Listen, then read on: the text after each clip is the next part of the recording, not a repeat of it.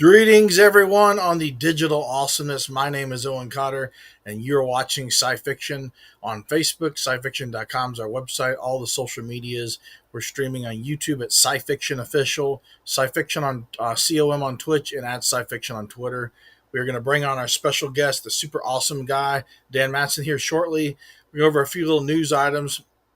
We're waiting for him to join the broadcast. Got a lot of awesome goodies to go over. Share the page on the site.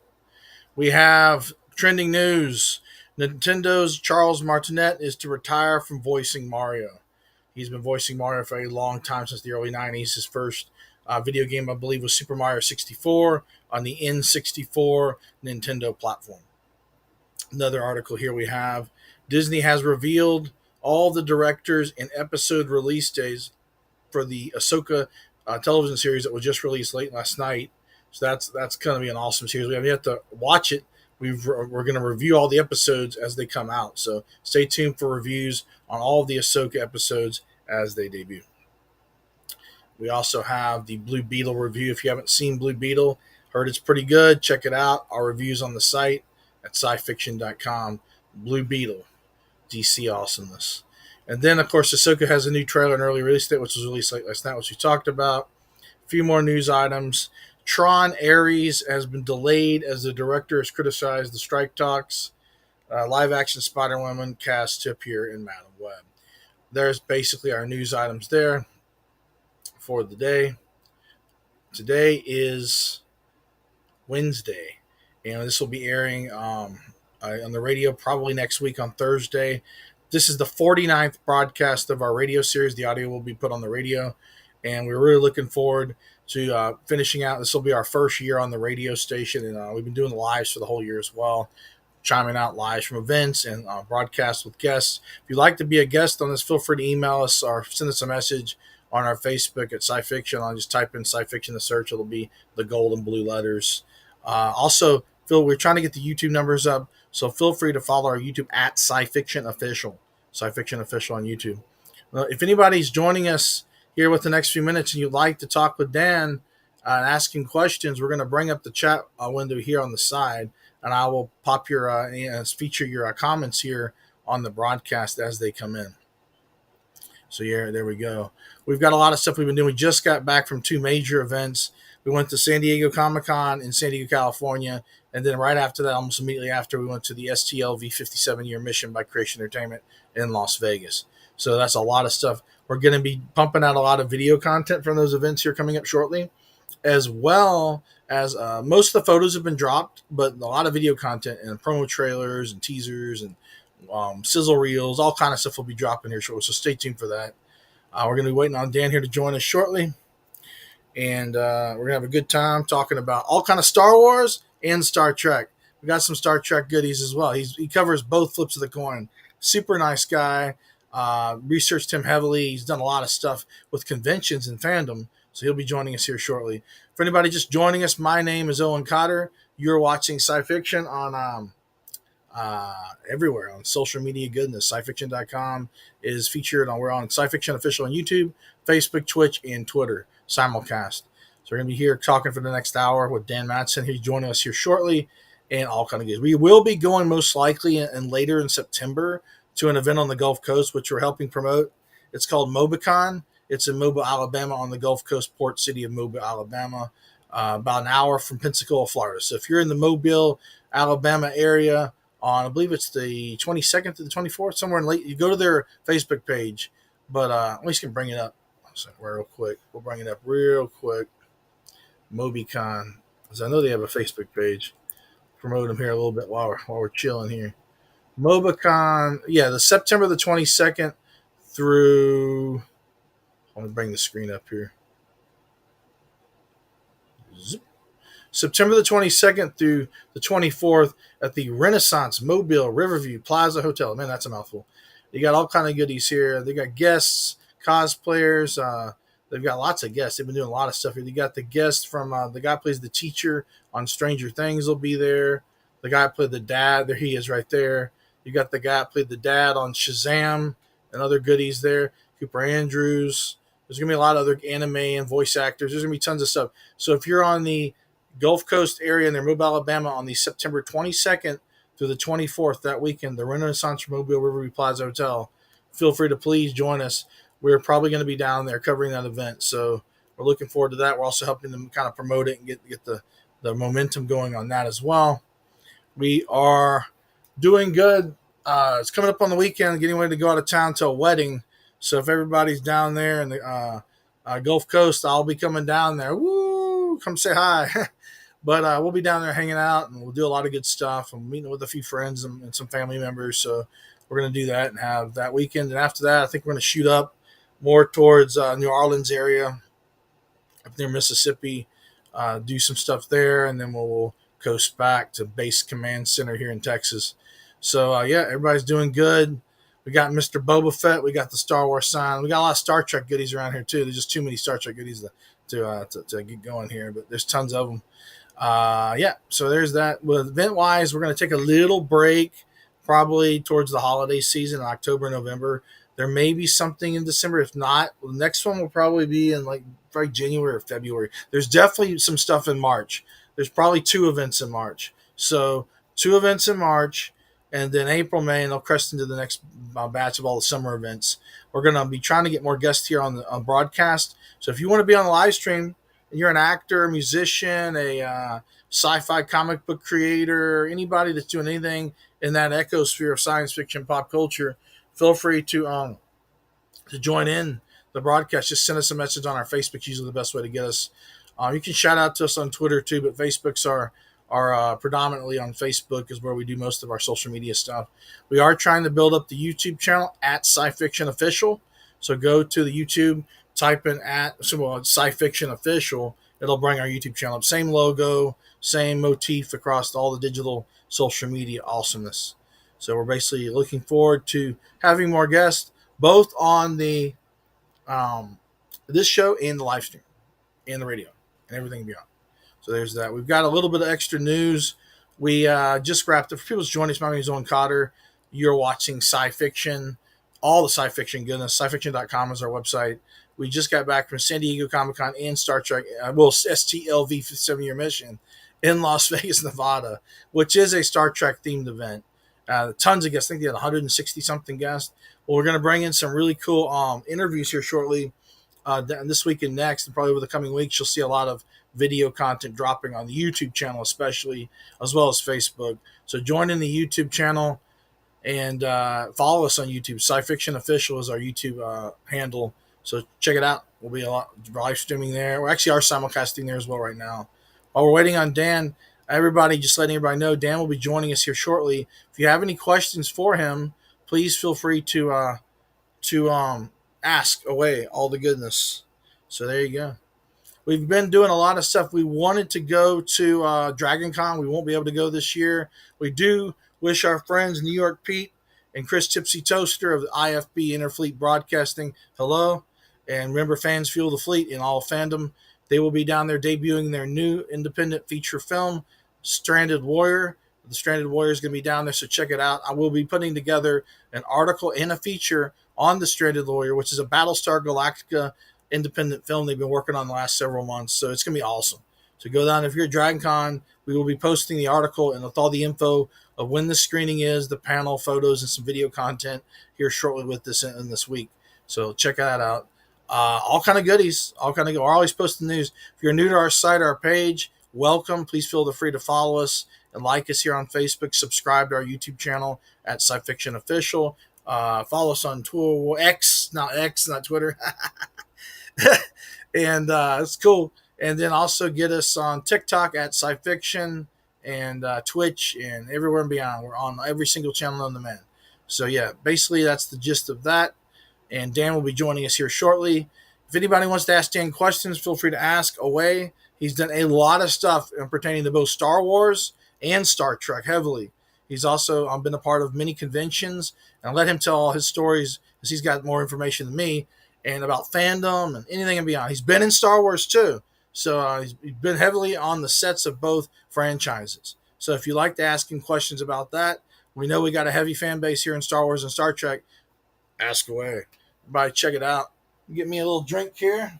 This is lemonade, pink lemonade, strawberry lemonade.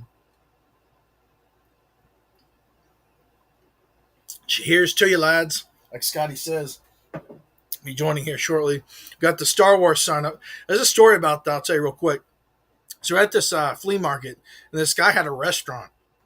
And randomly, I saw this big Star Wars sign. I'm like, that's awesome. I want that. So I went and gave the guy, I made a deal with him, and he sold it for like $20. It's all made out of metal. It's heavy, heavy, gorgeous. We put that on the back wall. When we get a Star Trek one next, but we'll, we'll get some more signs eventually. What we're originally going to do is we're going to take this area we got and turn it into a live stream studio. So I have a backdrop of all kind of some monitors and poster art and all kind of bling in the background. Right now, I've just got the Fett Man and the Star Wars back banner there, design, sign. Right. So I get that going. We've got a lot of stuff going on that we're going to be pumping out on the YouTube channel. So I highly recommend following the YouTube channel. We'll bring on some stuff here real quick. Let's share the site. I want to show you something. So here on the site, we've got this Shatner talking. That's a great video, by the way. Talks about his trip to Blue Origin, the space, and all that jazz. Down here, it's our highlight section. We're going to be featuring some of the images from the San Diego Comic-Con, panel we did with the Orville, which is super cool. There's Rod Roddenberry, Critter, Star Trek son himself. There's a whole bunch of pictures in there. You got Matt Damon. So I worked with him when we played in the World Series of Poker together, as well as Ben Affleck and his brother Casey's in the background somewhere. And all kind of goodies. So we got Star Wars 2, we got Star Trek, we got behind the scenes goodness. So we're going to put some more stuff there. Also, on the top of the site, if anybody knows or likes to write about video games, please feel free to contact. We've got a whole bunch of categories here in video games. We're working to fill out some of these homebrew, console, and some of these more retro gaming, especially too. If you like writing about retro gaming, we may include an anime section soon. We have to build out some more features. We're seeing to get some more writers on that. We've got a lot of content, as you see, already on the board. I believe Dan is joining us here. Let me bring him on the broadcast and the transmission goodness. Dan, can you hear me? I can. Can you hear me? I can hear you good, sir. How is your day going? My day's going good. I'm here with you guys, so I'm even better. I feel free. I very appreciate that, man. I'm glad you took some time off to join us here on the broadcast. We've got the Star Wars goodness and the Fat Man. We also have a lot of Star Trek, and there's just too much Trek to bring on the camera. We love both fandoms. Can you introduce yourself? Tell people a little bit about you. When you're interested in the fandom, you're kind of like big fandom of all the goodness. Oh my gosh, geez, it goes all the way back to when I was a kid. I mean, seeing Star Wars when I was 14 years old and falling in love with it, and falling in love with Star Trek as a junior high school student, and that's carried on right through to today. I started a fan club that was unofficial, and Gene Roddenberry saw it and thought it looked great, and I got a cease and desist letter from Paramount Licensing. And they said, "Hey, you don't have a license to do this." Right. And I said, "Yeah, I know, but I'm just a kid in my mom and dad's basement putting this in." So they asked me to fly out to Paramount, and I did. And Gene was there, and he said, "This is the guy we should have do the official Star Trek fan club." And the rest is history. I started doing that, and it grew and grew and grew. Went from a newsletter to a magazine and a whole merchandising empire. And in about 1986, George Lucas saw what I was doing, and they had closed down their official Star Wars fan club in-house. Right. And so they said, "You know what, though? We got other projects coming. Maybe we could talk to Dan and do the Lucasfilm fan club." So I flew out to Skywalker Ranch, had a meeting with everybody there, started the official Lucasfilm fan club, and covered projects like Willow and Indiana Jones and The Last Crusade and other things that Lucas had. And that worked its way right up to the first Star Wars prequel, which allowed me to write about one of my greatest passions, which is Star Wars. So, and then I, as a result of Trek and Wars, got the license to do Back to the Future. Oh, wow. And had the license. The last one I did was the official Lord of the Rings fan club and magazine and merchandising empire and you name it. So, Yeah, so I've had I've been in and out of some of the biggest things in the sci-fi fantasy world. Well, you were also in episode one, I believe, towards the end of the movie, right? I got a cameo at the end of the movie. I'm a character that they went ahead and named in Dam's Denna, which is kind Nice. of an amalgam of my name. And yeah, I come running out in the parade scene at the very end of the movie, come out and grab the reins of Jar Jar Binks' Cadu, and take it off screen. And that was my 15 seconds of fame. Yeah, that was awesome. I love the end of that movie. You had those orbs that they were holding, those mystical, like, whatever those things were, energy Yeah, things. yeah, they were all up the steps there, Yeah. standing there. They were, and I was, and you know, it's funny as I tell people all the time, movie making is really magic because when we did that, there were maybe like 100 people standing on the sides of the parade route, Mm. And all the Gungans were guys in white jumpsuits that were looking down, and there was no creature, the Right. Cadu that I'm supposed to reach up for. Right. There was no creature there. I was told by Lucas to just imagine a cross between a chicken and a dinosaur, and about approximately where to raise my hand to grab the reins. So I had to use my imagination, and then when the movie came out and I got to see what the end result was, and thankfully I was not on the cutting room floor. It was amazing because the crowd of 100 turned into a crowd of 100,000. Right. And there's confetti and such flying all over the place, and all the guys in white jumpsuits suddenly became Gungans, and suddenly I'm reaching up and grabbing this dinosaur-like looking creature that was not there. So I got a firsthand look at just how the visual effects guys really turn movies into magic. Right. And you've also been on some sets for Star Trek, I believe, as well. Can you talk a little bit about kind of the Trek, the Star Trek sets you've been on? Yeah, well, I've been on most of all the Star Trek sets, right up until the new generation of Star Trek films by J.J. Abrams. Right. Gene Roddenberry gave me an early tour of the Next Generation before it ever came on the TV, Wow. and so he invited me out, and so he literally gave me a personal tour, and I went on the bridge and got to go see all the sets, and got to meet Brent Spiner. Came walking by as Data, and he introduced me to him, and he said, "This guy's going to be big. You watch." Yeah. And then I did interviews. I sat in Patrick Stewart's trailer with him for about an hour and a half, and we talked, and I did an interview with him, and then same with Jonathan Frakes, and so that was my initial introduction to the Next Generation. And then I've been on most all the sets of the original cast movies. My favorite was being on the set of The Voyage Home, and I was there the day that they had the Klingon bird of prey crashed in the ocean there on the back lot in the big water tank, and the whole crew were there that day. So it was really fun watching them film. That's where they see the whale come right up at the end when they crashed. Yeah, going yay! That was such a cool day to be there and watch that being filmed. That was like a water tank or something like that, or somewhere. Huge water tank, that's now a parking lot at Paramount. But yeah, huge water tank, and I can't remember, but lots of famous things were shot there in that water tank on the Paramount lot. Yeah. What about the? You've been in both fandoms, both flips of the coin, Star Wars and Star Trek. Your gateway in the Trek, you've done a lot of interviews with all the top people from Shatner to Leonard Nimoy. What is it like, like being a part of both these fandoms, and especially Star Trek? Both are kind of resonate on a hopeful vision of the future. You've got Star Trek, and then Star Wars, of course, is the battle against the evil empire. What is the message? What does all this mean to you? Well, I think they both mean hope. They both, for me, that's what they both mean, because Star Trek early on gave me hope that there was a better world that was coming. Yeah. And Star Wars the same way. It's a world of hope because there's heroes and villains, but the heroes win at the end, and there's noble, heroic characters that you can look up to.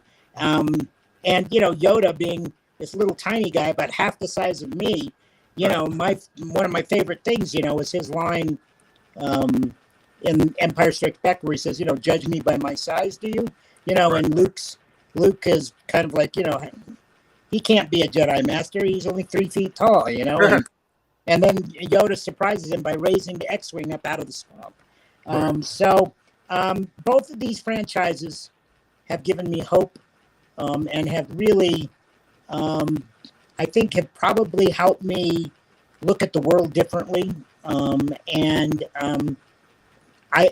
can't tell you the countless hours of entertainment and inspiration that they both have given me. And I'm awfully proud to have had a past that intersected with both of these franchises, because they're both worthy of being remembered and honored. For sure. And you've done a lot of stuff with publishing. You mentioned the Star Trek magazines and the Star Wars magazines. What are some of like the key people you've interviewed in Star Wars specifically for the magazines?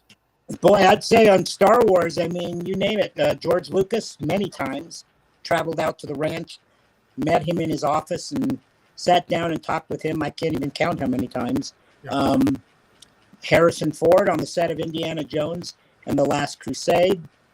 Steven Spielberg, the same way, on the set of The Last Crusade.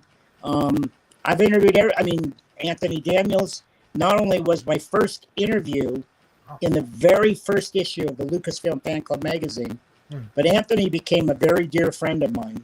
And to this day, we still see each other. We talk. If he's in town or I'm in town, we go to dinner.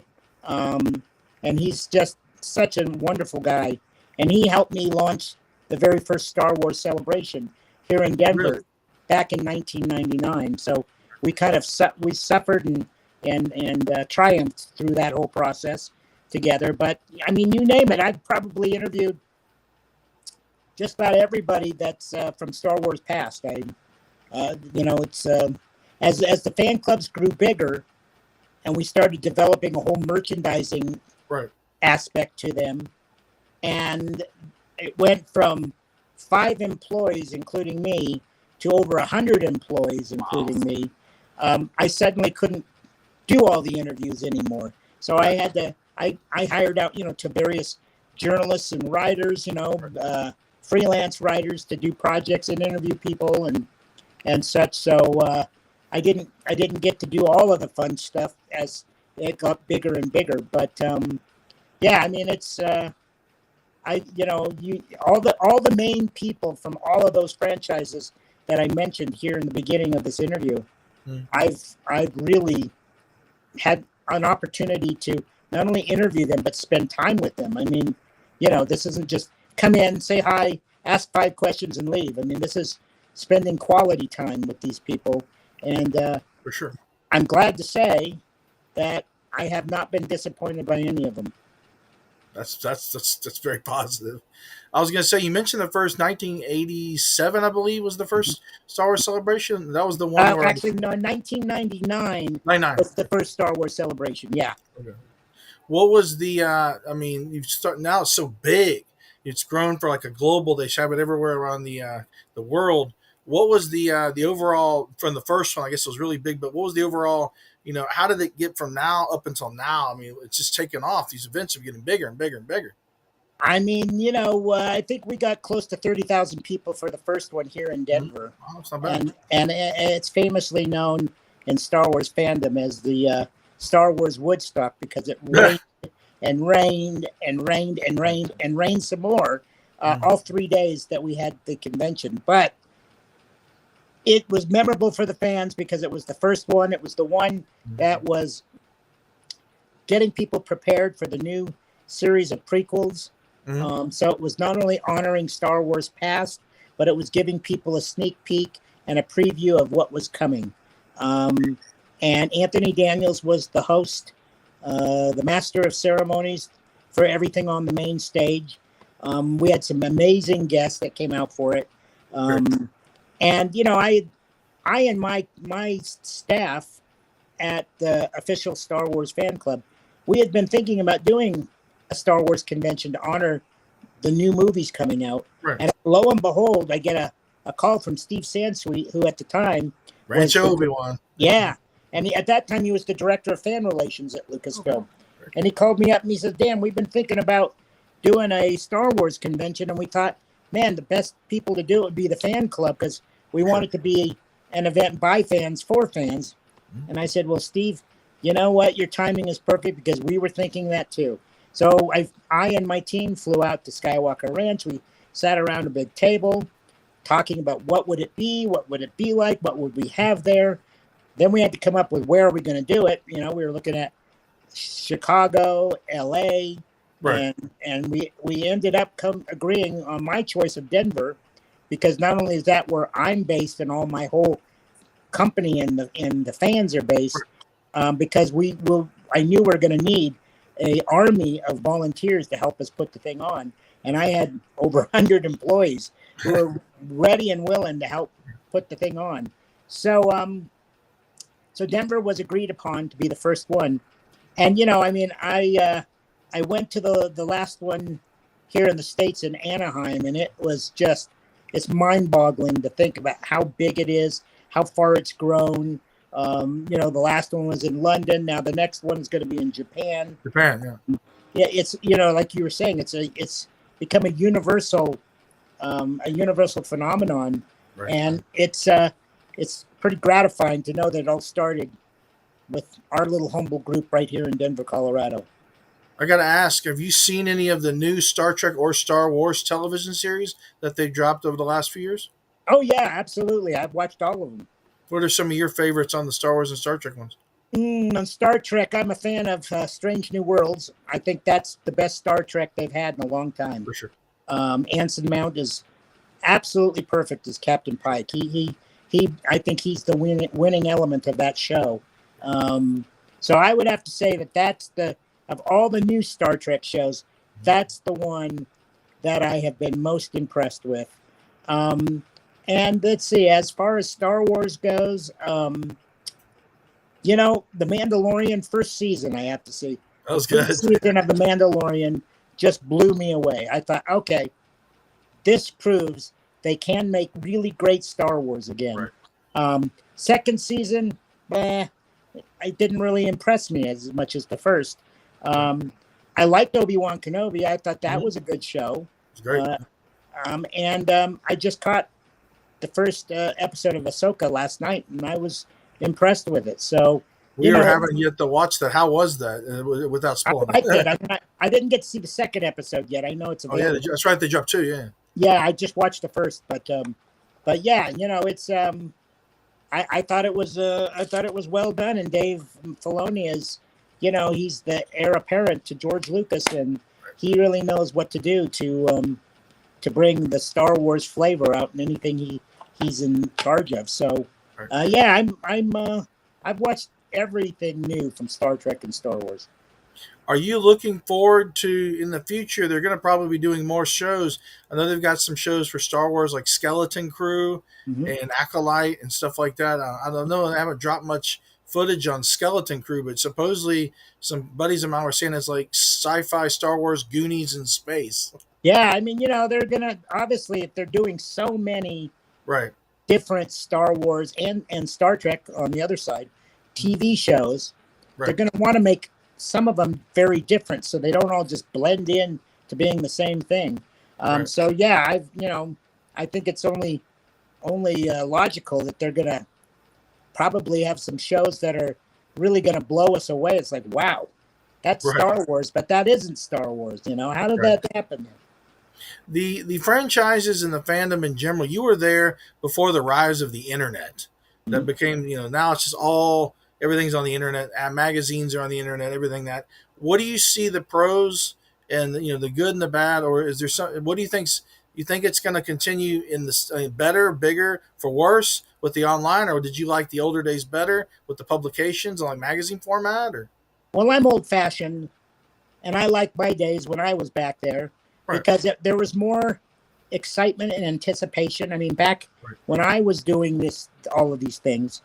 You know, you got a movie every 2 or 3 years, and the buildup, the excitement around the next movie coming was just palatable. You know, you could taste it. You know, the fan audience was just going crazy, and there was no internet. So really, other than a hit here and there in, say, People Magazine or on Entertainment Tonight, you know, really one of the main places to find out really inside information on what was going on with anything new in the Star Wars and Star Trek universes was through these two different official magazines, because we had a direct route right into Skywalker Ranch and production of everything. Right? Absolutely, and Paramount Studios for Star Trek. So we had the straight scoop, you know, before anybody else did.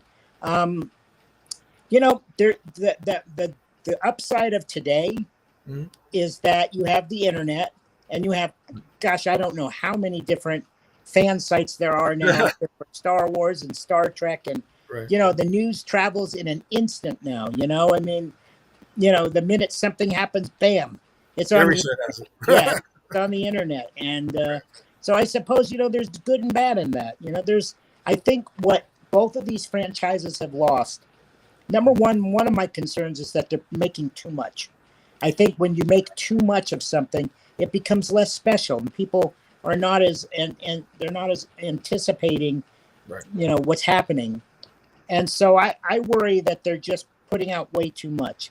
That for me is a concern. And the other part of it is that it's sometimes good to have people be able to wait and build up their excitement and their anticipation rather than just slam them with stuff constantly, you know, on the internet. And so if I had to pick my choice, I'd go back to when I was doing it. I think fandom was a lot more enjoyable back then than it is today. And you don't have the internet where people are bitching and griping about everything and making those who love these things feel bad, argue with them. You know, it's you didn't have that back then. That wasn't around at that time. Right. I've read both of your magazines extensively over the last 20, 30 years since you started writing for them. Amazing stuff. Both Star Trek Communicator, the fan clubs for both, and the Insider for Star Wars. I got to ask, you've also done some other books, novels and things like that.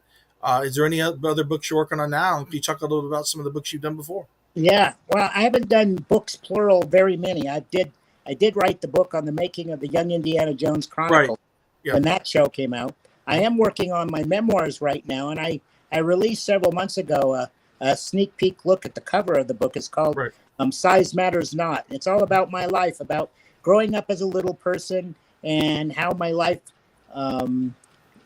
went right into the worlds of Star Wars and Star Trek, how they inspired me, and my journeys and adventures on the sets of all of these different productions and meeting these famous people that have become icons and legends in our world today. And that's the gist of the whole book.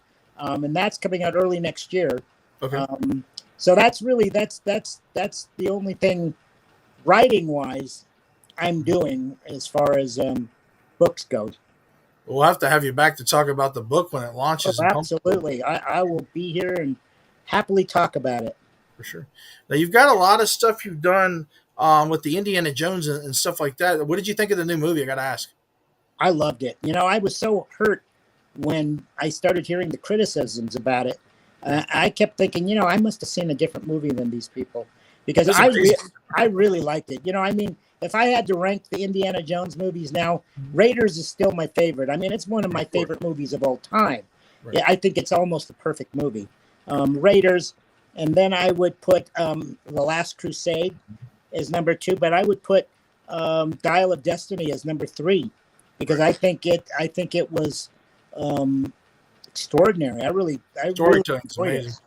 Yeah, I mean, I just thought it showed an older Indy, you know, and you know, obviously it's a part of life. We all have to age, and you know, it kind of gave us a glimpse of, you know, I think at the end it gave you a hopeful message that he and Marion were getting back together after the painful loss of their son in Vietnam. So yeah, I loved it. I really loved it. And yet I have friends who called me and said, "Oh my God, that's one of the worst Indiana Jones movies I've ever seen." And I'm like, man, what? You know, I don't know if we saw the same movie because I don't understand it. But you know, beauty is in the eye of the beholder, and some of us love things and others hate things, and it's just it's the way human nature is. Right. You've also worked on the Lord of the Rings. You mentioned the Back to the Future franchise. How was it working on that whole ecosphere of fandom, separate from Star Wars and Star Trek? Yeah, I mean, I'm a fan of a lot of things, but Back to the Future, I think, are some of the classic movies of all For time. And, sure. Yeah. getting to work and meet, Michael J. Fox and Christopher Lloyd and all of the people that worked on the behind the scenes of the movies.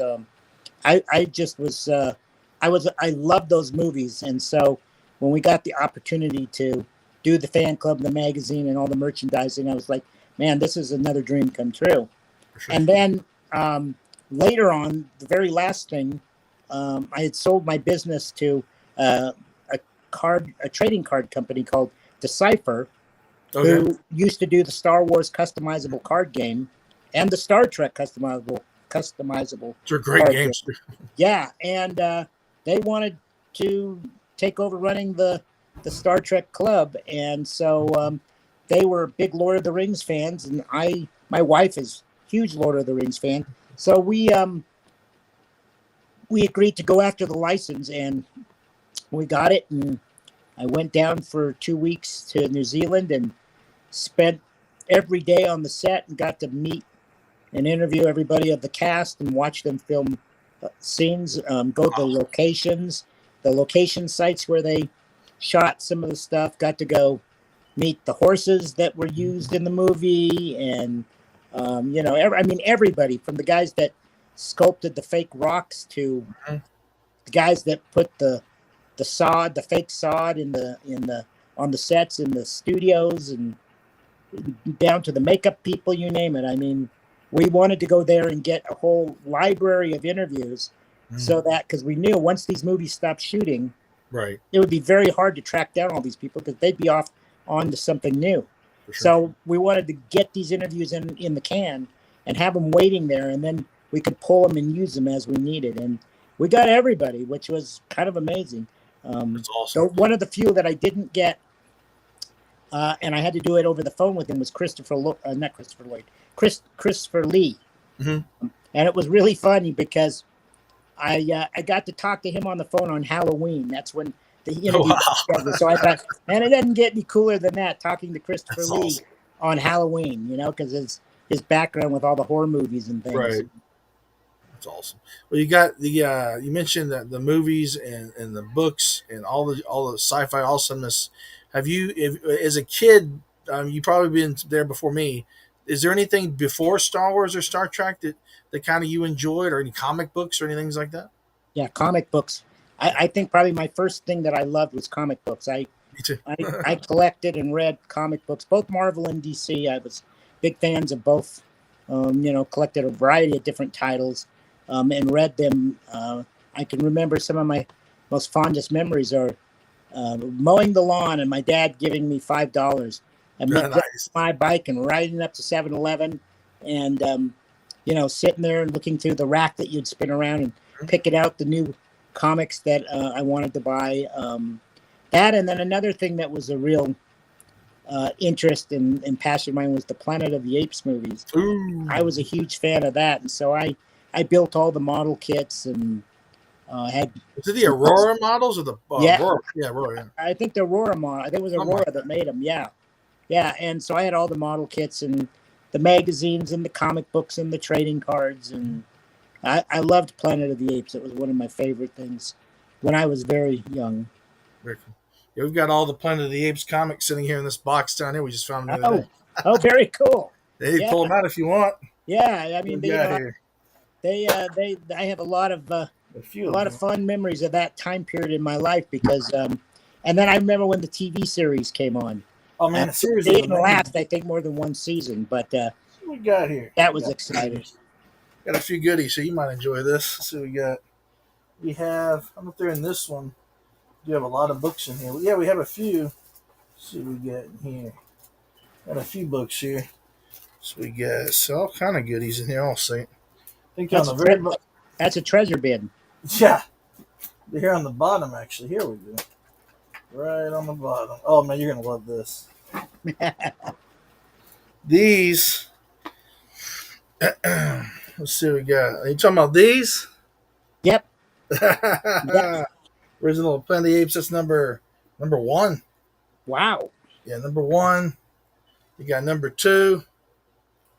You got, I think there's three, four, five. I'm missing five. Got six and seven. That's it. Oh yeah, those are so cool. All Yeah, those things we've been bring through back stuff. such they bring Yeah, back such good memories for me. for sure. For You sure. know, I love I love all that. You know, and unfortunately, I don't know. Over the years, you know, things get lost or traded or sold or I don't know Right. what. But I have none of my Planet of the Apes um, memorabilia any longer. The comics that I all had as a kid, they're all gone. I think I gave them to some of my younger cousins many years ago. Um, you know, and I had trading cards for Star Wars and, Mm-hmm. and all those things, but I still have some of that in storage. But Very cool. yeah, Sometimes it's worth some money these days, I especially would Star suppose Wars. so. You know, I mean, yeah, I mean, I have all sets of the original Star Wars trading cards. Oh, it's worth some money. Yeah, so you know they're packed away somewhere, and then I have 7-Eleven used to put out these Slurpee cups, the plastic cups Mm-hmm. that had superheroes on them. I remember And that. I collected every one of them. Man, I'd ride my bike down to the 7-Elevens. There were like 3 7-Elevens within bike riding distance from my house. And I'd ride my bike to each one of them. And the guys at the counter got to know me. And they'd take me in the back and they'd show me all the boxes of the different cups. And they'd pull out the things to see which cups were up there that they had put out at. And I'd say, I want that one. And they'd pull it down for me and put my Slurpee in it. So Collect all the different ones. You got the whole set. I have the whole set, not only the whole set, but all of the Marvel and DC. Oh wow! I've been a collector all my life, Very right cool. from the first time I could probably walk to today. I've been a collector of something. Very cool. Yeah, I love collecting. It's just once you get my girlfriend and Marlene is she's always saying you're collecting so much. We gotta organize all this stuff. And I had my original collection. I've since transported it. A lot of it's in storage now. Yeah. But I've got a few boxes here we found the other day. I saw with the Planet of the Apes comics and all that. But I started collecting. Oh man, 30 years ago when I was like a little Wow. kid. Yeah. So Yeah. 30 years progressed forward. You know, you've got just mountains of stuff from books and memorabilia and movie props and this and that. It's just tons. You know, the thing is that back early on, and I mean, even maybe before our generations, they, you know, people didn't collect things like we do today. Right. So that's why, you know, you find certain things, comic books and things that are so valuable because nobody ever thought to hang on to them, you know. They got thrown away or they were read and then just tossed and to the side. And, you know, my dad had told me that when he was a kid, he remembers getting the very first issue of Batman. Oh, wow. And I keep thinking to this day, I said, what happened to it? And he says, oh, my mom, your grandmother, threw them all away after at a certain point when I went out off to the Navy. She decided I didn't need those anymore and threw them away. And I just think about it and I think, good God, you know, I think it was just a couple of years ago, a mint copy of Batman #1 sold for $1 million at an auction. Wow. So, yeah, you know, but today my wife and I have talked about it. She said, you know, well, what's coming out today that's worth collecting? And I think there are some things, maybe some of the sideshow collectible figures and stuff like that. But, you know, we're all aware of it now. So they're putting out enough that they won't be rare in the future like like the things that were out there when we were kids and the things that were out there when my dad was growing up. You know, there was not the collecting mentality that we have today. For sure. For sure. We're wrapping up the broadcast. I wanted to first thank you for joining us on this broadcast. Thank you, guys. It's been a blast. I definitely got to bring you back, man. Is there any website links or Twitters? We've got your Twitter down here, I believe, on the handle. Yeah, the Dan Madsen is my Twitter. I'm on Instagram at Madsen8973. Okay. And I'm on Facebook just under Dan Madsen, and you'll find me there. And I do a lot of posting. I post not only memories and pictures from the past of things that I've been involved with and such, but new things as well. So yeah, it's a lot of people seem to like my social pages. Good stuff for sure. Well, Dan, I wanted to thank you. You have a beautiful day. And may the Thank force you. be with you always and live long and prosper. Hey, you too. Take care. You too, sir. Peace.